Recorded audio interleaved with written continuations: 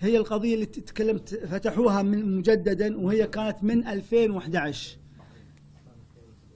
من 2011 القضية هذه. 2011 تم طلب من الحكومة التونسية عندما جاءوا الأخوة الليبيين على الحدود بعد الأحداث ليبيا، صار في نزوح كبير من ليبيا إلى الحدود التونسية، وكلكم يعرفون تونس بلد الأحرار.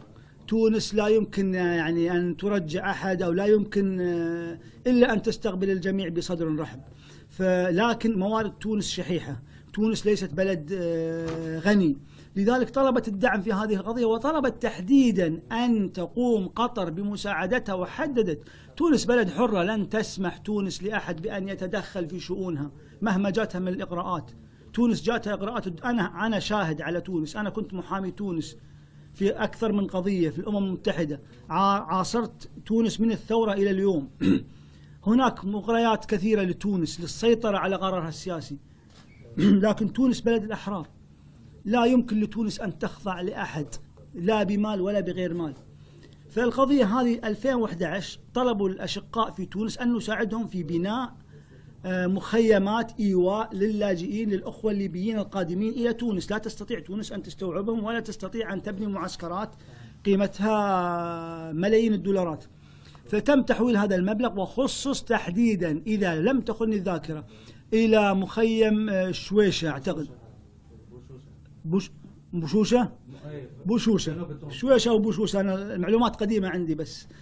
فتم تحويل هذه المبالغ لبناء مخيم بوشوشة على الحدود الليبية التونسية بمعرفة الحكومة التونسية. وأنا لما أقول الحكومة التونسية أتكلم عن بلد أحرار، لا يمكن أن يقبل إن أحد يأخذ إرادته أو قراره مقابل أي شيء، مقابل حتى الحياة. التوانسة على استعداد أن يبيعوا حياتهم مقابل حريتهم. في لحظة بس، لذلك تم تحويل هذه المبالغ، وتم بناء هذا المعسكر بمعرفة الأصدقاء والأخوة الأشقاء في تونس.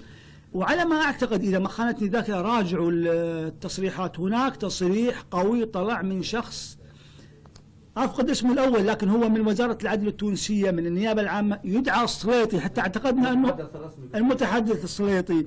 كنا نعتقد يعني التبس على الأمر كأنه اسم قطري، لأنه عائلة قطرية كريمة السليطي عندنا. فطلع السليطي عائلة تونسية، وطلع المتحدث باسم النيابة العامة. لذلك وممكن الرجوع إلى تصريحات الأخ السليطي في النيابة العامة التونسية، والقضية واضحة. القضية هذه نتشرف فيها في قطر، نتشرف بأننا ساعدنا الحكومة الشقيقة في تونس لبناء معسكرات لإيواء أخواننا الليبيين عندما قدموا بعد أحداث ليبيا.